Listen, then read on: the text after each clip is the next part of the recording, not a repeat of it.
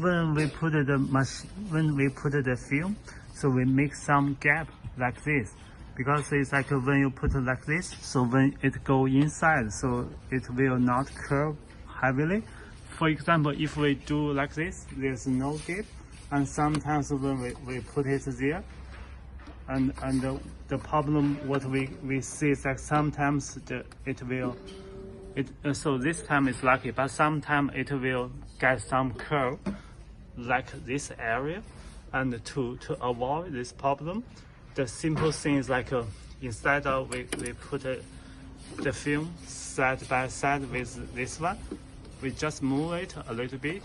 So for example, we can do this 3 millimeter, 5 millimeter.